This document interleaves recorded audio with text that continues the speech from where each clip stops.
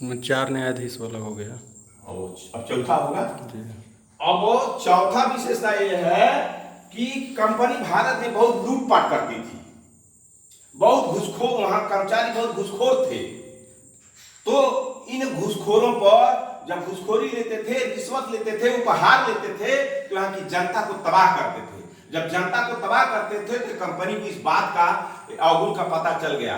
तो इस अधिनियम के द्वारा जो है कंपनी जो थी, कंपनी के कर्मचारियों एवं अधिकारियों को रिश्वत लेने,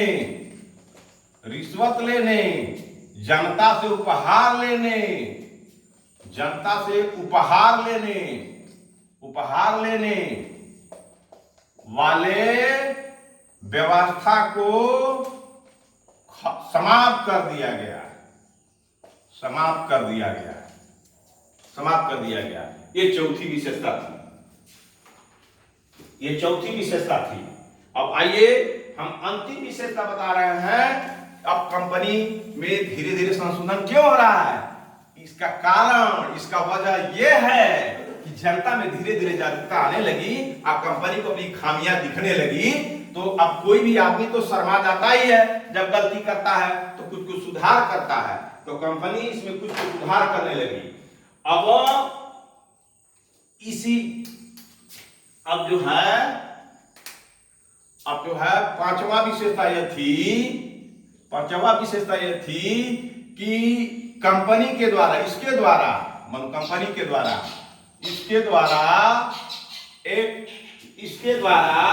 जो है court of directors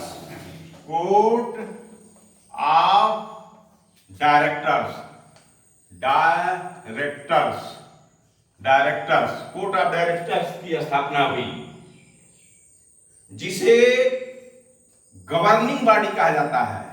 governing body कहा जाता है। मानो गवर्न से गवर्निंग बना है।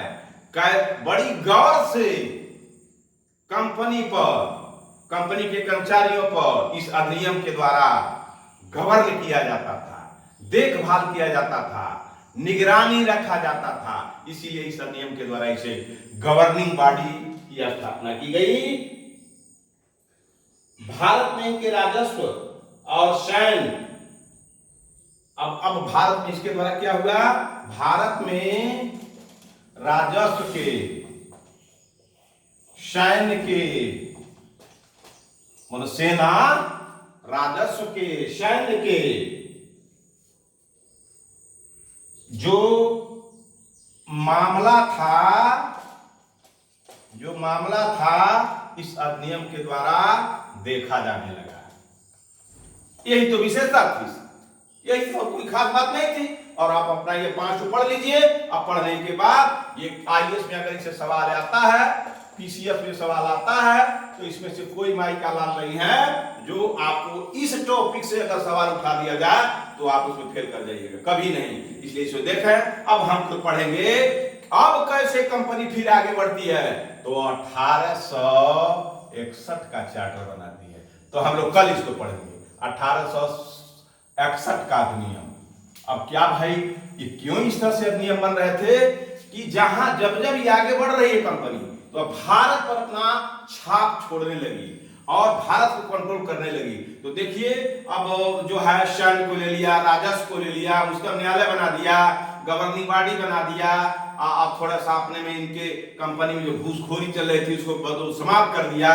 और जो है आपको गवर्नर के पद का जो सृजन था बंगाल में, उसे गवर्नर जनरल बना दिया। गवर्नर जनरल का जो है प्रथम गवर्नर जनरल वारेन हेस्टिंग्स हो गया और बंबई और मद्रास के गवर्नर को इसके अधीन कर दिया। अगर पूछा जाए कि कौन के अधिनियम के तहत सबसे पहले सर्वोच्चतम न्यायालय की स्थापना हुई, एक सवाल पूछा जाता है कि सबसे पहले 1773 के रिलेटिव एक्ट के द्वारा ही एक सर्वोच्च न्यायालय की स्थापना हुई। और सबसे पहले गवर्नर जनरल जो कौन था, तो वारेन हेस्टिंग्स था। और पहले गवर्नर जनरल के पहले केवल गवर्नर पद हुआ करता था। बस मैं अपना वीडियो, अपना समय को देखते हुए बंद करता हूं। कल भारतीय अर्थव्यवस्था और 1861 पर एक वीडियो बनाऊंगा, और अब इसको आप ध्यान से पढ़िए। अगर इतने ही पढ़िएगा तो आप चैलेंज है, इस पर सोचिए, समझिए, लिखिए, पढ़िए, आपको हर हालत में यह काम आएगा। क्लियर हो गया?